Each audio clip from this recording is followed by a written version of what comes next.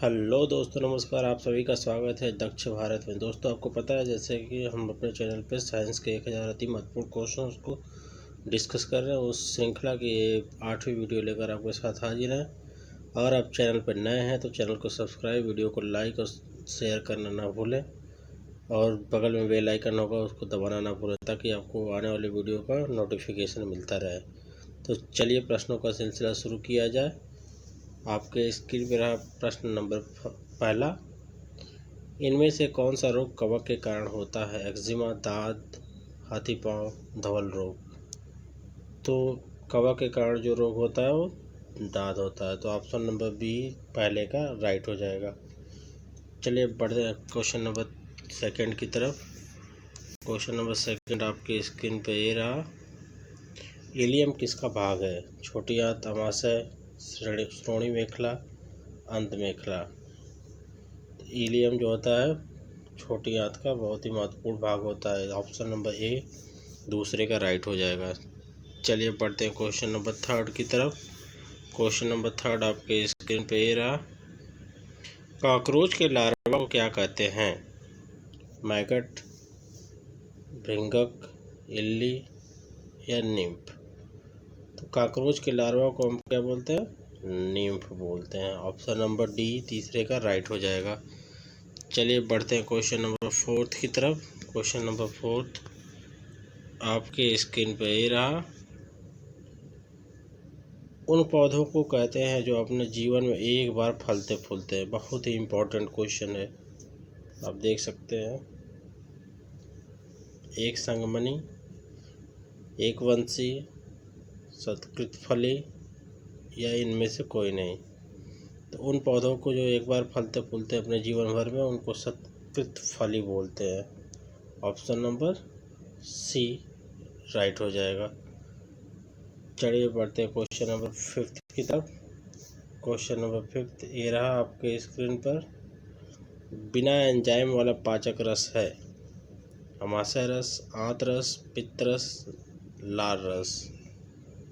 तो बिना एंजाइम का जो पाचक रस है वो पित्त रस है, जो कि लीवर के द्वारा स्रावित होता है। तो पांचवें का सी राइट हो जाएगा। चलिए बढ़ते हैं क्वेश्चन नंबर सिक्स की तरफ। क्वेश्चन नंबर 6 आपके स्क्रीन पे रहा। थायरॉक्सिन हार्मोन स्रावित होता है वृषण से, पीयूष ग्रंथि से, अवट्टु ग्रंथि से या अधिवृक्क से। तो थायरॉक्सिन हार्मोन जो है अवट्टु ग्रंथि या इंग्लिश में बोलते हैं थायराइड ग्रंथि, थायराइड ग्लैंड से स्रावित होता है। तो ऑप्शन नंबर सी छठे का राइट हो जाएगा। चलिए पढ़ते हैं क्वेश्चन नंबर 7 की तरफ। किसमें खुला रक्त परिसंचरण तंत्र पाया जाता है? केचुआ में, टोड में, मनुष्य में, झींगा में। तो खुला रक्त परिसंचरण जो पाया जाता है वो झींगा मछली में पाया जाता है। तो ऑप्शन नंबर डी राइट हो जाएगा। चलिए बढ़ते हैं क्वेश्चन नंबर 8 की तरफ। क्वेश्चन नंबर 8 आपके स्क्रीन पे रहा। साधारण जुकाम होता है प्रोटोजोआ से, बैक्टीरिया से, शैवाल से या वायरस से। तो साधारण जुकाम जो होता है वो वायरस से होता है। चलिए बढ़ते क्वेश्चन नंबर 9 की तरफ। क्वेश्चन नंबर 9 आपके स्क्रीन पर ये रहा। किस शैवाल का प्रयोग अंतरिक्ष अनुसंधान में किया जा रहा है? क्लोरेला, क्लेमाइडोमोनास, क्लैडोफोरा या इनमें से कोई नहीं। तो अंतरिक्ष यात्री जो है क्लोरेला का यूज करते हैं अंतरिक्ष यान के हौज में, जो ऑक्सीजन और भोजन के लिए क्लोरेला अपने साथ ले जाते हैं। तो ऑप्शन नंबर ए राइट हो जाएगा। चलिए चलते हैं क्वेश्चन नंबर 10 की तरफ। प्राकृतिक रेडियो एक्टिविटी की खोज की थी रदरफोर्ड ने, एनरिको फर्मी, हेनरी बेकलर या इनमें से कोई नहीं। आपको पता है रेडियो एक्टिव, तो प्राकृतिक रेडियो एक्टिविटी की खोज हेनरी बेकलर ने की थी। एनरिको फर्मी ने क्या किया था? परमाणु रिएक्टर की खोज की थी। और रदरफोर्ड अपना प्रोटॉन की खोज किए थे। प्रोटॉन की खोज किए थे परमाणु रिएक्टर की। लेकिन क्वेश्चन पूछा गया प्राकृतिक रेडियो एक्टिविटी, तो हमारा ऑप्शन हो जाएगा सी, हेनरी बेकुलर। चलिए बढ़ते हैं क्वेश्चन नंबर 11 की तरफ। क्वेश्चन नंबर 11 आपके स्क्रीन पे रहा। प्लास्टर ऑफ पेरिस का रासायनिक नाम है calcium nitrate, calcium sulphate hydrate, calcium chloride, है इनमें से कोई नहीं। तो कैल्शियम सल्फेट हाइड्रेट जो होता है पोटेशियम प्लास्टर ऑफ पेरिस का रासायनिक नाम है, जिसका फार्मूला होता है बहुत ही इम्पोर्टेंट है, CaSO4 ट्वाइस एंड H2O। तो ऑप्शन नंबर बी क्या हो जाएगा, राइट हो जाएगा, प्लास्टर ऑफ पेरिस का रासायनिक फार्मूला। इनमें से कौन सी सबसे क्रियाशील धातु है, सोडियम, पोटेशियम, कैल्शियम, आयरन।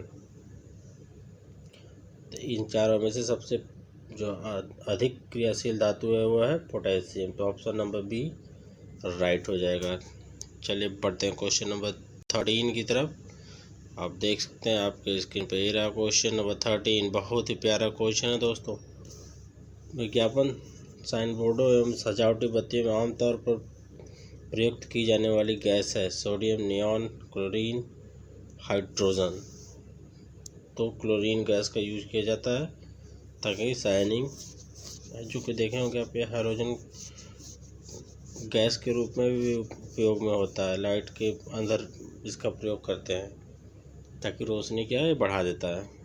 चलिए बढ़ते हैं क्वेश्चन नंबर 14 की तरफ। 14 आपके स्क्रीन पे ये रहा। न्यूक्लियर रिएक्टर में प्रयोग किया जाने वाला विबंधक है रेडियम, यूरेनियम, ग्रेफाइट, या इनमें से कोई नहीं। तो आपको पता है जो विबंधक के रूप में यूज किया था न्यूक्लियर रिएक्टर में, ग्रेफाइट और भारी जल। तो भारी जल आपके ऑप्शन में नहीं है, तो ग्रेफाइट हमारा सही ऑप्शन हो जाएगा। चलिए बढ़ते हैं क्वेश्चन नंबर 15 की तरफ। क्वेश्चन नंबर 15 आपके स्क्रीन पर ये रहा। पादप कली है, एक भ्रूणी पत्ती, एक भ्रूणी टहनी, एक भ्रूणपोष, एक बीज। तो पादप कली एक भ्रूणपोष है। तो ऑप्शन नंबर सी राइट हो जाएगा। चलिए बढ़ते हैं क्वेश्चन नंबर 16 की तरफ। क्वेश्चन नंबर 16 आपके स्क्रीन पर ये रहा। वायुयान और रॉकेट बनाने के लिए कौन सी धातु का प्रयोग किया जाता है, सीसा, निकेल, तांबा, एल्यूमिनियम। तो एल्यूमिनियम का यूज किया जाता है वायुयान बनाने के लिए।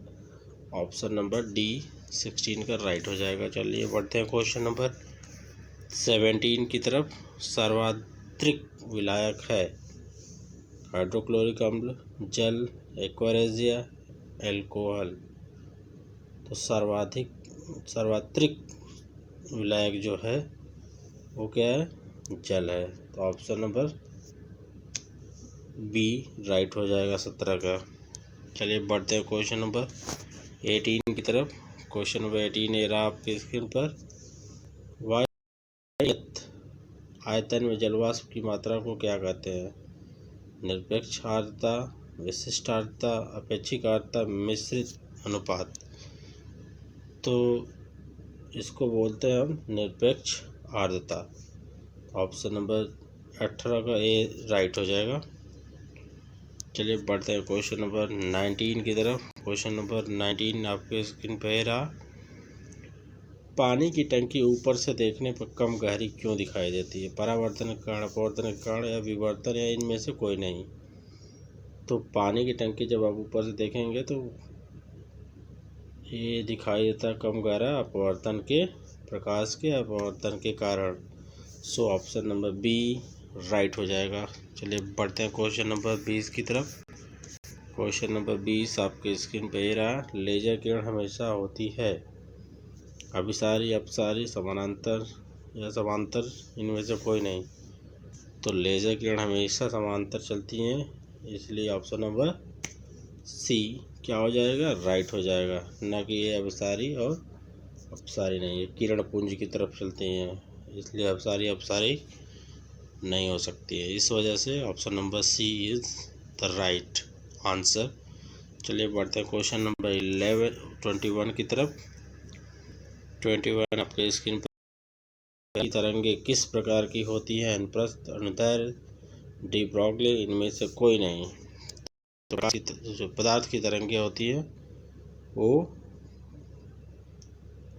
हमेशा अनुप्रस्थ होती हैं। अनुप्रस्थ तरंगे कौन कौन सी होती है? अनुप्रस्थ तरंगे किसे कहते हैं? जब तरंग की गति की दिशा जो होती है माध्यम के कणों के कंपन की दिशा के क्या होते हैं, लंबवत होती है, उसको हम अनुप्रस्थ तरंगे बोलते हैं। जो अनुदैर्घ्य तरंगे होती है वो क्या होती हैं? ध्वनि में होती है। इस वजह से ऑप्शन नंबर ए क्या हो जाएगा? 21 का सही हो जाएगा। चलिए चलते हैं क्वेश्चन नंबर 22 की तरफ। करा जब दूध को मथा जाता है तो क्रीम बाहर आ जाता है, ऐसा किसके कारण होता है? घर्षण बल के कारण, अभिकेंद्री बल के कारण, अपकेंद्री बल के कारण, गुरुत्वीय बल के कारण। तो ये ऐसा होता है अपकेंद्री बल के कारण। इसी सिद्धांत पर आप देखे होंगे वॉशिंग मशीन अपना काम करता है, सारा मैल बाहर निकाल देता है। ऐसे ही ये दूध से क्रीम को सारा बाहर कर देता है। ऑप्शन नंबर सी सही था। चलिए बढ़ते हैं क्वेश्चन नंबर 23 की तरफ। फोटोग्राफी में मुख्य रूप से कौन से रंग प्रयोग होते हैं? लाल नीला हरा, लाल पीला हरा, नीला पीला हरा, लाल नीला हरा।